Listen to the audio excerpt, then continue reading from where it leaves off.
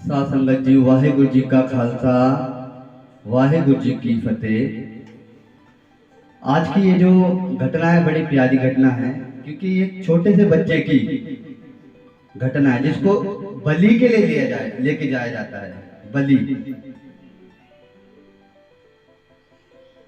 इस बच्चे को बलि के लिए लेके जाया जाता है। और इसकी जिंदगी में जितने भी आसरे होते हैं ना, वो सारे उस समय इस संसार के आसरे वो सब झूठे पड़ जाते हैं। तो इस वीडियो को एंड तक जरूर देखना, बहुत अच्छी सीख है इसमें कि कैसे वो राम मदद करता है इस बच्चे की। एंड तक जरूर सुनना इस वीडियो को, ताजो जो उस परमात्मा पे हमारी श्रद्धा टूटती जा रही है वो जुड़ जाए। हमारा एक ही मकसद है कि उस परमात्मा से हमारा कनेक्शन जो है बना रहे, चाहे हम दुख झेलें चाहे हम सुख झेलें। तो शुरू करते हैं इसको। एक धर्मी राजा और उसकी धर्मपत्नी भी धर्मी। यज्ञ करवाया, हवन करवाए, जिसने जो भी कहा वो सब करवाया, पर घर में औलाद नहीं हुई। राजा था, सब कुछ था घर में, पर औलाद नहीं। राजगुरु ने फिर एक राय दी राजा को। कहता है अगर किसी बच्चे की बलि दी जाए, अगर किसी बच्चे की बलि दी जाए तो घर पर पुत्र हो सकता है, घर पर पुत्र हो सकता है। राजा धर्मी था, लाल हो गया, एकदम आंखें लाल हो गई। कहता है सारी प्रजा यहाँ पे न्याय मांगने आती है, सारी प्रजा पे मेरे बारे में अच्छी तरह जानती है। वो सुनेगी तो क्या सोचेंगे लोग? प्रजा अगर सुनेगी तो मेरे बारे में क्या सोचेंगे? धर्मी राजा कौन बच्चा देगा? और बच्चा दे भी दिया तो उसकी मां की बद आशीष, बददुआ, पाप, इतना पाप सिर्फ अपने स्वार्थ के लिए। कौन उठाएगा इस पाप का बोझ? राजा धर्म गुरु को यहां पर क्लियर मना कर देता, कहता है मैं इस पाप का बोझ नहीं उठा सकता। धर्म गुरु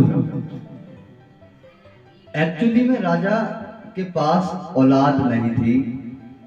प्रजा को भी राजा की जरूरत थी, क्योंकि राजा बूढ़ा होता जा रहा है, मंत्रियों को भी, सेनापतियों को भी। लेकिन राजा धर्मी था। फिर राजगुरु ने मिलकर मंत्री से बात करी, एक नई योजना निकाली उन्होंने। फिर एक नई योजना, क्या योजना निकाली?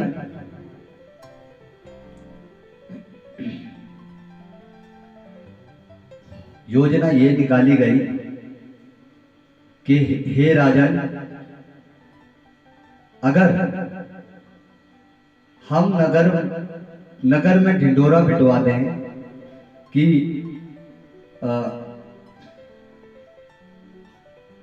अपनी खुशी से जो बच्चे को बलि के लिए देगा उसका घर पदार्थों से भर दिया जाएगा। राजा के सामने ये बात रखी। राजा रो पड़ा, क्योंकि प्रजा को, सबको राजा की भी जरूरत थी, एक नए राजा की। राजा कहता है कौन देगा अपना बच्चा, अपने जिगर का टुकड़ा बलि के लिए कौन देगा? सोचता है फिर बात माननी पड़ती, क्योंकि राजा जो है बूढ़ा हो रहा और सबको राजा की एक राजगद्दी का जो वारिस होता है उसकी जरूरत है। मन नहीं मानता, लेकिन कह देता है कि ठीक है पिटवा दो ढिंढोरा।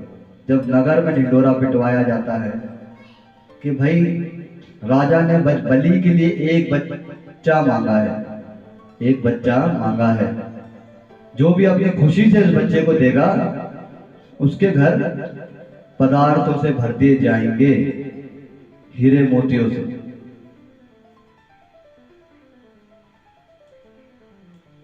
एक नगर में गरीब फैमिली, पूर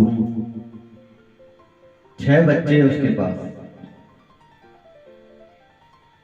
5 तो हैं मेहनती,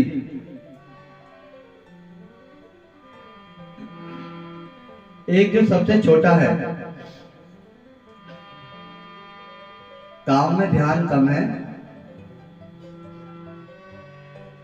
और भक्ति में ध्यान ज्यादा है। मैंने पहले वाली वीडियो में बताया था कि आपको पहले के लोग पूजा के साथ साथ नाम जपते थे,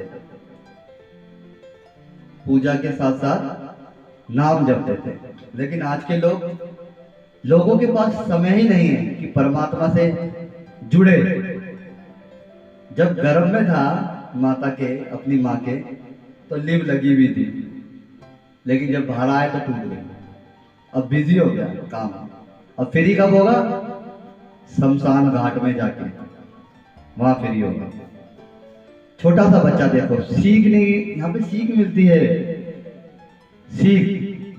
छोटा सा बच्चा, काम भी करना है, प्रायोरिटी पे काम को रखा हुआ है, लेकिन उतना कि भक्ति में कोई असर ना पड़े। क्या करता है?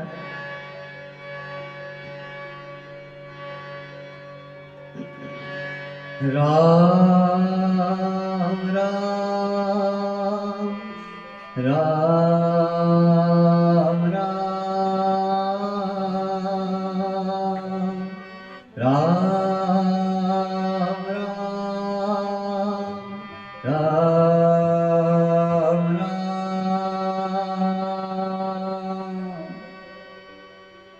राम राम करता है। राम नाम की धुनी लगी पड़ी। कहता है ये इसका ध्यान तो कमाई पे है ही नहीं, मेहनत करने पे, भक्ति ज्यादा करता है, इसी को ही दे देते हैं। 5 मेहनती हैं, देख लो हाल। सलाह करता है अपनी वाइफ के साथ, पत्नी के साथ, और बच्चे को लेके चल देता है। आधे रास्ते में जब बच्चा जंगल में पहुंचते हैं तो बच्चे के दिमाग में आता है कहाँ जा रहे हैं। पूछ ही लेता अपने बाप से, बाप पिताजी कहाँ जा रहे हैं? पिताजी सच ही बता देते हैं। कहते हैं बेटा राजा ने बलि के लिए बच्चा मांगा है और उसके बदले में ढेर सारा खजाना देगा, घर भर देगा हीरे मोतियों से, तो तुझे बलि के लिए ही लेके जाना। बच्चा हैरत भरी नजरों से अपने बाप को देखता है, कि सोचता है कि यार जन्म दिया है इसने मेरे माँ बापों ने जन्म क्या करने लेके जा रहे हैं? छोटा सा बच्चा क्या कर सकता है? छोटा सा जब राजा के पास पहुंचते तो राजा देख के रो पड़ता है, उसको आंसू छुपाता है, छुपाते हुए बच्चे के पास होता, कहता है बेटा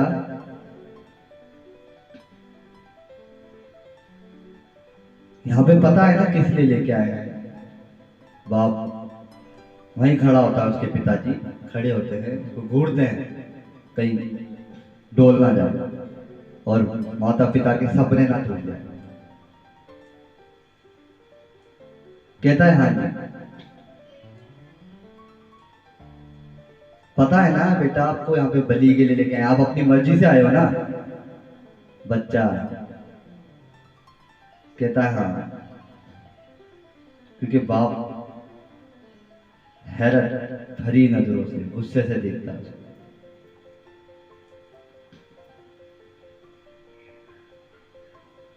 बच्चा वहां पहुंच जाता है, तारीख तय हो जाती है बच्चे की बलि की। वो समय आ गया, प्रजा, बच्चे के माँ बाप, कसाई, राजा, मंत्री, राजगुरु सब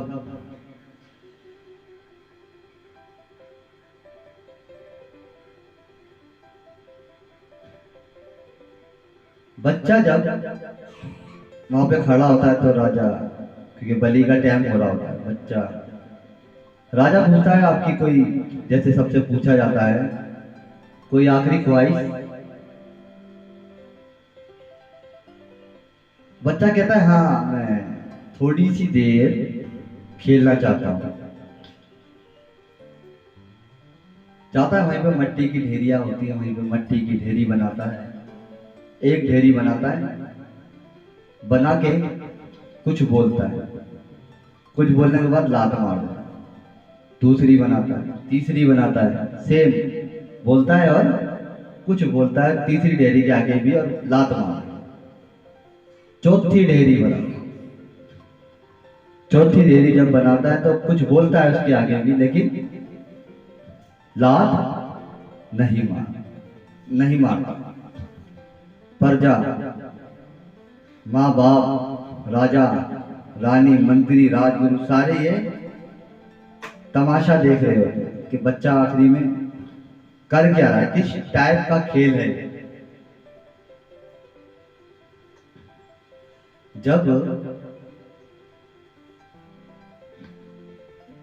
राजा को जब बच्चा वहां से आता है तो राजा को बच्चा कहता है मैंने खेल लिया है, अब आप अपना काम करो, आप बलि दे दो। राजा हैरान हो जाता है खेल देख के, तो हैरान हो रहे होते सारे, किस टाइप का खेल, पहली बार देखा होता है लोगों ने। राजा पूछता है बलि तो देंगे, ये किस टाइप का खेल था, पहले आप ये तो बताओ बेटा, हमने ऐसा खेल पहली बार देखा, क्या था ये? बच्चा कहता है आपको क्या लेना राजा मेरे खेल से, बलि दो, बलि का समय निकला जा रहा है, क्या करना है आपको उससे?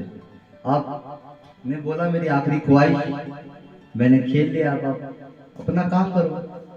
छोटा सा बच्चा।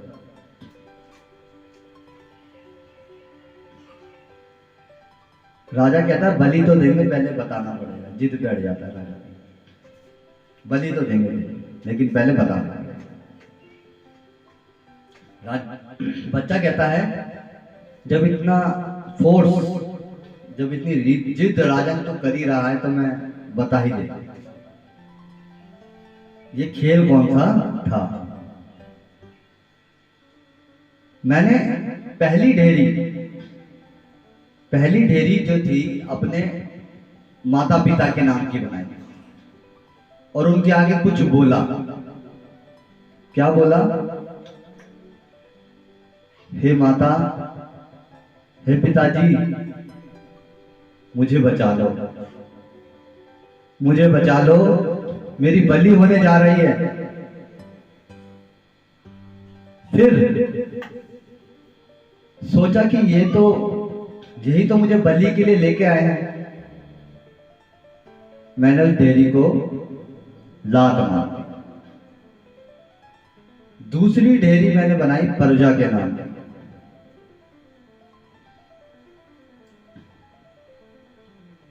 फिर प्रजा के आगे भी यही बोला मैंने, मतलब मुझे बचा लो, मेरी बलि होने जा रहा है।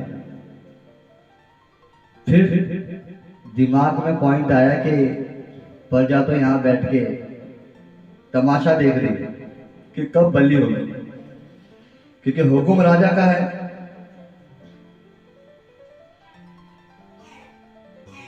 तीसरी ढेरी मैंने बनाई राजन तेरे नाम की। तीसरी ढेरी मैंने बनाई तेरे नाम।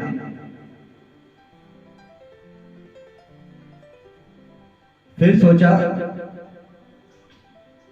कि राजा ही तो मुझे बलि के लिए बुलाया राजन ने। जब रक्षक ही भक्षक बन जाए फिर प्रजा की रक्षा कौन करे। मैंने लात मारी। चौथी डेरी मैंने बनाई राजन मेरे प्रभु की, उस राम की जिसका मैं रोज अमृत वेले नाम उठकर जपता हूं। अमृत वेला 12 बजे के बाद, वो भी रात के। हिंदू में ब्रह्म वेला, सिखों में अमृत वेला, अजान का समय मुसलमानों में, और एम्बर्स पीरियड क्रिश्चियन, जिसका मैं नाम जपता हूं। और उसके आगे मैंने बोला कि अब तू ही मुझे बचा।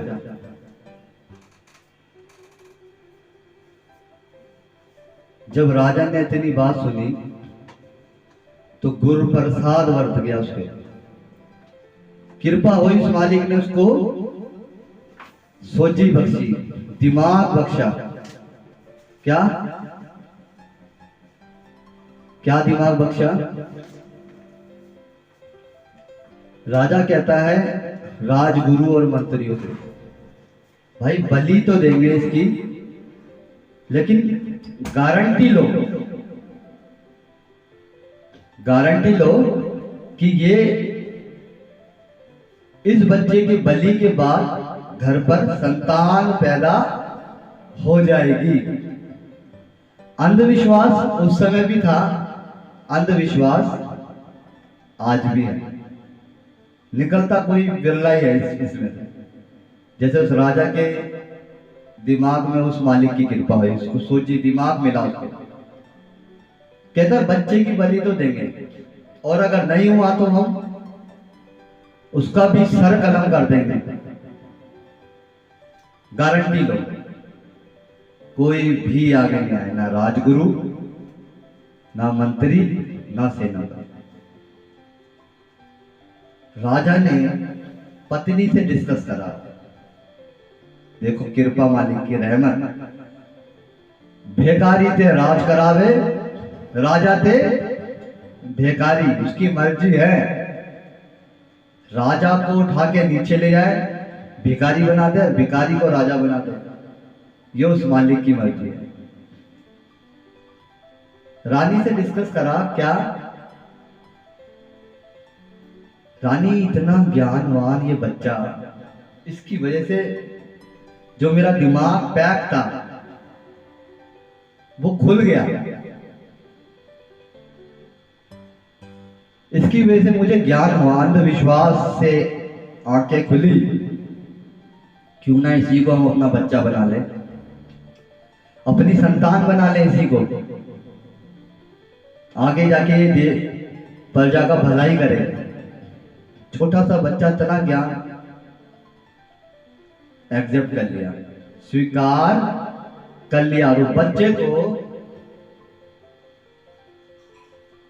अपनी संतान बना लिया। इसको कहते हैं भिखारी थे राज करावे, राजा थे भिखारी। खल मूरख थे पंडित करबो, पंडित दे मुकदारी। है उसकी अपनी मर्जी है, उसकी अपनी रहमत है। श्रद्धा ना टूटे बंदे के पास, शर्त यही है, फकीर हो जाए, भिखारी हो जाए, तुम चाहे बंदा भिखारी हो जाए, चाहे राजा तख्त में बैठा हो, चाहे भिखारी हो जाए, हार ना माने कभी।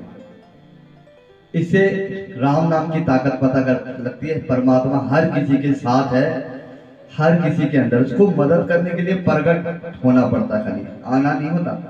प्रगट मतलब किसी के अंदर आना पड़ता है, बस। इतनी विनती परवान करो, आज के लिए इतना ही। वाहिगुरु जी का खालसा, वाहिगुरु जी की फतेह।